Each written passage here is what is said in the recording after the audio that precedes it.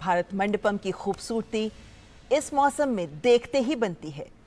विशेषकर रात के वक्त जब ये रोशनी से जगमगा उठता है, तब ये उम्मीद की जाती है कि ये रोशनी पूरे विश्व को रोशन करेगी।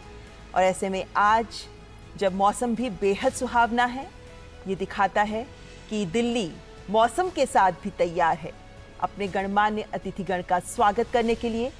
ये विभिन्न देशों के राष्ट्राध्यक्ष जो शक्तिशाली नेता हैं और ये विभिन्न राष्ट्र जो वैश्विक अर्थव्यवस्था में शक्तिशाली राष्ट्र के रूप में विराजमान हैं। इसकी जब भी बात होती है महिलाओं की भागीदारी बहुत ही महत्वपूर्ण। और इस वक्त आप देख सकते हैं यूनाइटेड किंगडम के प्रधानमंत्री ऋषि सुनक का आगमन भारत मंडपम में। भारतीय मूल के पहले व्यक्ति जो यूनाइटेड किंगडम के प्रधानमंत्री पद तक पहुंचे हैं, पहले ब्रिटिश एशियन जिन्होंने पद संभाला है। और आप पहले राजकोष के चांसलर भी रह चुके हैं, ट्रेजरी के मुख्य सचिव भी रहे देश में, और अब यूनाइटेड किंगडम के प्रधानमंत्री पद को संभालते हुए ऋषि सुनक, हमने देखा कि कल जैसे ही वे हवाई जहाज से उतरे, उन्होंने सबसे पहले प्रणाम किया। और इस वक्त प्रधानमंत्री नरेंद्र मोदी गर्मजोशी के साथ गले मिलते हुए ऋषि सुनक के साथ और हैंडशेक करते हुए औपचारिक स्वागत।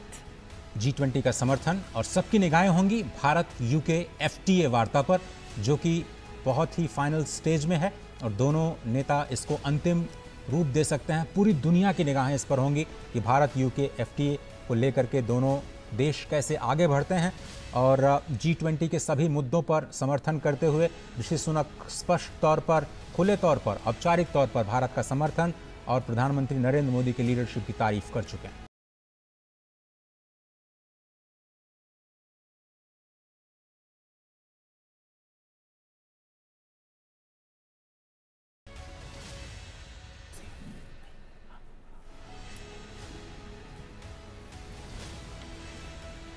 रूस के विदेश मंत्री सर्गेई लावरोव का भी आगमन। व्लादिमीर पुतिन नहीं आ पाए, उनकी जगह सर्गेई लावरोव रूस का प्रतिनिधित्व करते हुए। रूस एक शक्तिशाली देश जिसकी आवाज G20 शिखर सम्मेलन में महत्वपूर्ण रहेगी, बहुत ही महत्वपूर्ण रहेगी। और शायद पूरी दुनिया ये देखना चाहेगी कि रूस का क्या रुख रहा है भारत की प्राथमिकताओं को लेकर के, और भारत की प्रेसिडेंसी में जो रशिया के कंसर्न्स हैं फूड सिक्योरिटी के मोर्चे पर या दूसरे जियोपॉलिटिकल टेंशन के मोर्चे पर, उसको फाइनल डिक्लेरेशन में किन शब्दों में परिभाषित किया जाएगा, क्योंकि यही वो पैराग्राफ होगा रशिया यूक्रेन क्राइसिस को लेकर के जिसमें सभी लोग ये पढ़ना चाहेंगे, रीड बिटवीन द लाइंस करना चाहेंगे कि क्या कुछ भारत की प्राथमिकताओं में शामिल रहा है। और अगर हम बाली डिक्लेरेशन की बात करें तो भारत का कहना है कि हम इस मुद्दे को बाली डिक्लेरेशन में जो अडॉप्ट किया गया था नेताओं के द्वारा, उसको वहीं पर छोड़ना चाहते हैं। और G20 की प्रेसिडेंसी में भारत विकास के मुद्दों को शामिल करना चाहता है, उस पर फोकस करना चाहता है, क्योंकि ये एक इकोनॉमिक फोरम है। जियोपॉलिटिकल टेंशंस को स्थान देने का इस फोरम, इसे एक मंच नहीं बनाया जा सकता। इसलिए ये मुद्दा बहुत ही इंपॉर्टेंट रहने वाला है। और लगातार हम कल से देख रहे हैं कि फॉरेन मीडिया भारतीय प्रतिनिधियों से भी बात कर रहा है कि कैसे इस मुद्दे को देखा जाएगा। और वैसे देखें तो बाली डिक्लेरेशन में भी रूस यूक्रेन संघर्ष के मुद्दे पर अंत में जाकर सहमति बन पाई थी, जिसके बाद सही शब्दों के साथ पंक्तियों को जोड़ा गया था और बाली डिक्लेरेशन सामने आया था। लेकिन उम्मीद की जा रही है कि इस बार भारत जिस तरीके से पूरे विश्व के विकास की बात कर रहा है, ऐसे में विभिन्न देश अपने सोच और एजेंडे को एक तरफ रखते हुए विश्व की बेहतरी के लिए एकजुट होने का आह्वान में भारत के साथ जुड़ेंगे। इस बात की उम्मीद की जा रही है, क्योंकि भारत भी लगातार जब से भारत ने अध्यक्षता संभाली है, भारत इन प्रयास में लगा रहा है कि विभिन्न देशों की अलग अलग आवाजों को कैसे एक साथ एक मत किया जाए। और ऐसे में विभिन्न देशों को चर्चाओं में भी साथ जोड़ने का प्रयास भारत का रहा है। और इस वक्त जाहिर है कि रूस के विदेश मंत्री क्योंकि पहुंच चुके हैं, उसके बाद जब चर्चाओं में वे शिरकत करेंगे तो रूस यूक्रेन संघर्ष का मुद्दा दिल्ली डिक्लेरेशन में किन शब्दों के साथ रखा जाता है, किस हद तक जगह मिल पाती है, उस पर सहमति बनाने पर भारत का और विभिन्न देश जो भारत के साथ इस मुहिम में जुटे हुए हैं कि इस दिल्ली डिक्लेरेशन को फाइनल किया जाए। और सही तरीके से भारत विश्व के विकास को लेकर जो आवाज बुलंद कर रहा है, ग्लोबल साउथ के हितों को साथ लेकर आगे बढ़ने की बात कर रहा है, उसको साथ मिल सके और सार्थक तरीके से उसे दिल्ली घोषणा पत्र में शामिल किया जा सके। इसका प्रयास भारत तथा अन्य देश भी G20 शिखर सम्मेलन में कर रहे हैं, क्योंकि कहीं ना कहीं ये जिम्मेदारी सभी देशों पर आती है कि अपनी सोच, अपने स्वार्थ को दरकिनार करते हुए इस वक्त विश्व की बेहतरी के लिए, विश्व कल्याण के लिए सोचें और आगे बढ़ें, ताकि कुछ ठोस एक्शन ओरिएंटेड एजेंडे सामने आ सके।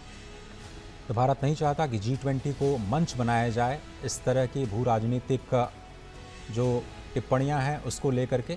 बहुत सारे देशों ने ये कोशिश की दबाव बनाने की कि रशिया को लेकर के भारत की प्रेसिडेंसी की ओर से दबाव बनाया जाए। भारत ने दो टूक मना कर दिया कि ये एक विकास से संबंधित मुद्दों पर विचार विमर्श करने का मंच है और इसको कूटनीतिक मसलों के लिए इस्तेमाल नहीं किया जा सकता और भारत कम से कम ऐसा नहीं करने देगा। बहुत सारे मुद्दों पर ज़रूर बात हुई और अंत तक ये मुद्दा हमने अपनी प्राथमिकता में शामिल रखा कि जो विकास के मुद्दे हैं वो कहीं पीछे न रह जाएं।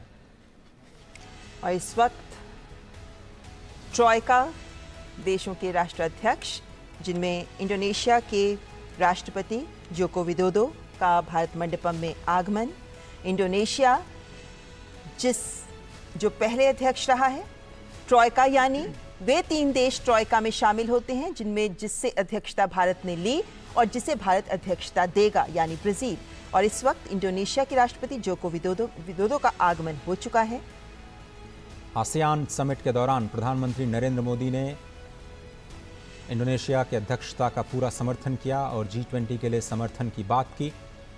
आसियान के मोर्चे पर भी उस मंच पर भी उन्होंने G20 के प्राथमिकताओं का जिक्र किया और उन्होंने कहा कि ये सदी एशिया की है, ये सदी हम सब की है और इसलिए जो free and open Indo Pacific है उस पर फोकस करना आसियान क्षेत्र को बहुत ही आवश्यक। और ये ट्रॉयका बड़ा ही इम्पॉर्टेंट, पहली बार ऐसा हो रहा है G20 के इतिहास में कि 3 विकासशील देश लगातार 3 सालों तक, अगर आप साउथ अफ्रीका, दक्षिण अफ्रीका को शामिल कर लें तो लगातार 4 सालों तक ग्लोबल साउथ या विकासशील देशों की आवाज़ के तौर पर ये प्रेसिडेंसी उन मुद्दों को आगे बढ़ाती रहेगी। और इसलिए कहा जा रहा है कि जो भारत अपनी G20 प्रेसिडेंसी में जो लेगेसी छोड़ेगा, जिन मुद्दों पर बात आगे बढ़ी है, वो अगले 2 से 3 सालों में और ज़्यादा मजबूत होती हुई नजर आएंगी। एक मजबूत आधार ज़रूर भारत ने तैयार कर दिया है। और विभिन्न कार्य समूहों की बैठकों पर अगर नज़र डालें, विभिन्न आउटकम डॉक्यूमेंट्स पर भी अगर नज़र डालें तो ये पाते हैं कि हर वर्किंग ग्रुप में, एंगेजमेंट ग्रुप में, या अगर हम स्टैक्स की बात करते हैं तो भारत ने हर जगह ये कोशिश की है कि कुछ नया, कुछ बेहतर, कुछ अधिक बेहतर स्तर देकर एंगेजमेंट ग्रुप्स और वर्किंग समूहों के दौरान कुछ आउटकम्स बेहतर सामने आए। ऐसे में स्टार्टअप 20 की शुरुआत करना या फिर महिलाओं के मुद्दों पर वर्किंग ग्रुप की घोषणा करना, कुछ महत्वपूर्ण और ठोस पहल के माध्यम से भारत ये सुनिश्चित कर रहा है कि सभी वर्गों का, सभी देशों का कल्याण हो सके। और अपनी अध्यक्षता में भारत जिस व्यापक स्तर पर भारत ने आयोजन किए हैं, जिस व्यापक स्तर पर सभी देशों को शामिल किया है, वो ये दिखाता है कि भारत एक अलग आयाम दे रहा है G20 शिखर सम्मेलन को। और इस वक्त ब्राजील के राष्ट्रपति लुइस इनासियो लुला दा सिल्वा, ब्राजील जो भारत से अध्यक्षता ग्रहण करेगा, भारत के बाद ब्राजील G20 शिखर सम्मेलन का अध्यक्ष होगा। ऐसे में ट्रॉयका के तहत ब्राजील के राष्ट्रपति लुइस इनासियो लुला दा सिल्वा भारत मंडपम में आगमन।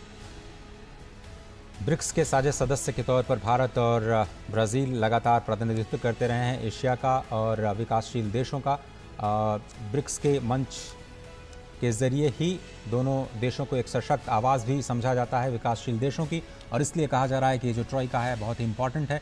भारत से प्रेसिडेंसी अब ब्राज़ील को सौंपी जाएगी और कल शाम इसकी औपचारिक घोषणा की जाएगी। प्रधानमंत्री नरेंद्र मोदी ब्राज़ील को आधिकारिक तौर पर G20 2023-24 की अध्यक्षता सौंपेंगे और इसके हालांकि ये सितंबर, ये जो कल डिक्लेरेशन किया जाएगा, ट्रांसफ़र किया जाएगा प्रेसिडेंसी, उसके बाद भी भारत की ओर से काम जारी रहेगा 30 नवंबर तक। 1 दिसंबर से ऑफिशियली ये प्रेसिडेंसी जारी और विकासशील देशों को, मुद्दों को प्राथमिकताओं के तौर पर ज़रूर शामिल किया जाएगा। पूरे विश्व को यही उम्मीद। तो ब्राजील के राष्ट्रपति लुइस इनासियो लुला दा सिल्वा का स्वागत करते हुए प्रधानमंत्री नरेंद्र मोदी।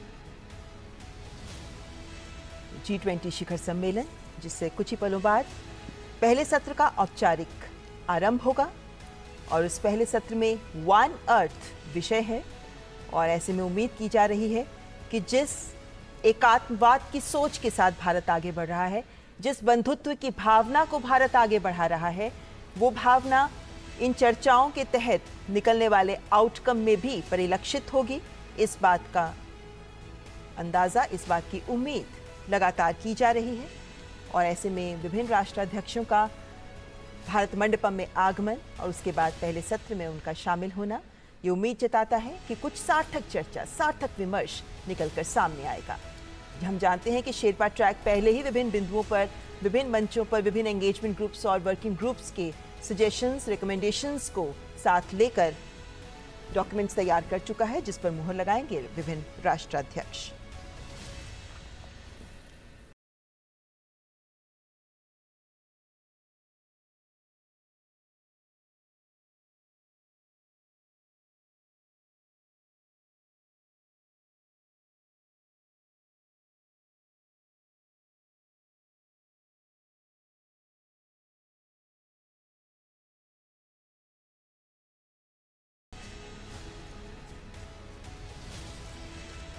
भारत मंडपम में विभिन्न देशों के राष्ट्राध्यक्षों का आगमन जारी।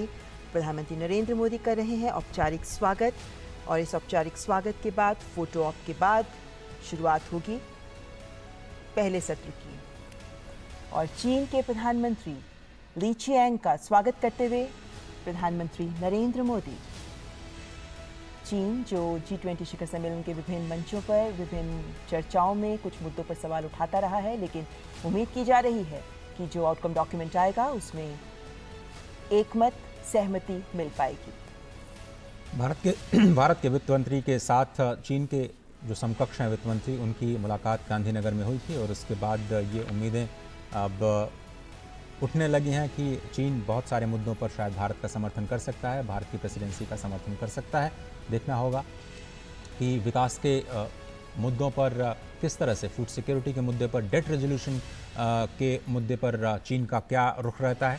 और भारत की प्रेसिडेंसी में जो प्राथमिकताएं तय की गई हैं, चाहे वो मल्टीलेटरल इंस्टीट्यूशंस का रिफॉर्म हो या फिर सस्टेनेबल डेवलपमेंट गोल्स की समीक्षा करना हो, क्योंकि शायद वो सबसे बड़ी चुनौती है। 2030 तक प्रधानमंत्री मोदी ने कहा कि इस वक्त हम मध्य में खड़े हैं, जब इसकी समीक्षा करना बहुत ज़रूरी है। किसी को पता नहीं था कि रशिया यूक्रेन क्राइसिस और कोविड जैसी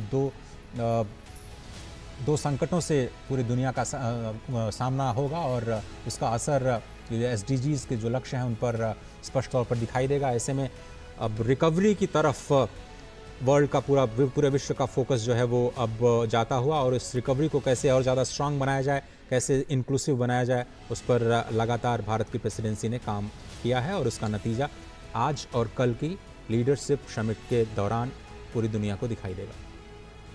इस वक्त जो 18वां G20 शिखर सम्मेलन का आयोजन हो रहा है, ये उस दौर में हो रहा है जब विश्व कोविड महामारी से बाहर निकल रहा है। बहुत से देश ऐसे हैं जो अभी कोविड महामारी से उबर रहे हैं। ऐसे में जो चुनौतियां सबके सामने हैं, खासतौर पर विकासशील देशों के सामने, हालांकि G20 हमेशा से एक आर्थिक मंच रहा है, लेकिन पिछले कुछ वर्षों में अन्य महत्वपूर्ण मुद्दे भी इसके साथ जुड़ गए हैं और उसी के चलते इस बार के G20 शिखर सम्मेलन को भारत ने नए आयाम देने का प्रयास किया है। और ये भारत मंडपम के दृश्य जो सीधे आप तक पहुंच रहे हैं, ये भारत मंडपम जिसमें अब से कुछ ही पलों के बाद, औपचारिक स्वागत के बाद कुछ ही पलों बाद पहले सत्र का शुभारंभ हो जाएगा और जिसमें गंभीर विमर्श, गंभीर चिंतन सामने आ सकता है। भारत इस वक्त इस बात को सुनिश्चित कर रहा है कि सभी देश एकजुट हों। ऐसे में जब पूरे विश्व में इस वक्त देखा जा रहा है कि सब अपने स्वार्थ, अपने विकास को लेकर आगे बढ़ रहे हैं, भारत ने एक आवाज़ बुलंद की कि विश्व को एकजुट होकर आगे बढ़ना होगा, तभी संपूर्ण विश्व का विकास हो पाएगा। जलवायु परिवर्तन की चुनौती हमारे सामने है, सतत विकास लक्ष्यों को 2030 तक हासिल करने की चुनौती हमारे सामने है।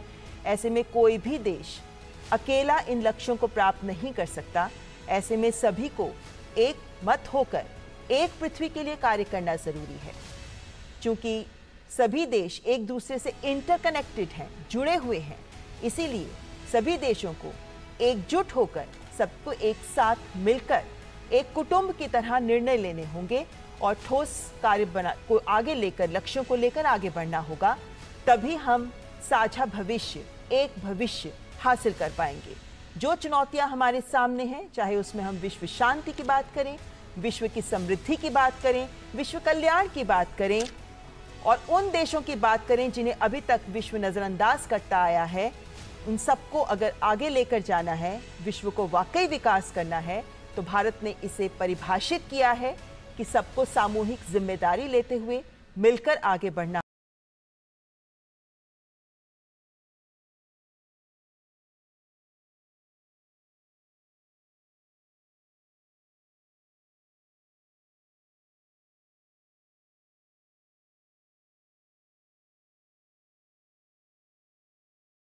से सीधे तस्वीरें आप देख रहे हैं और औपचारिक स्वागत का कार्यक्रम अब समाप्त हो चुका है। G20 शिखर सम्मेलन 2023 अब अपने पहले सत्र की ओर धीरे धीरे कदम आगे बढ़ाता हुआ, जहां वन अर्थ पर चर्चा होनी है। पहले सत्र में 3 फोकस, 3 सत्र और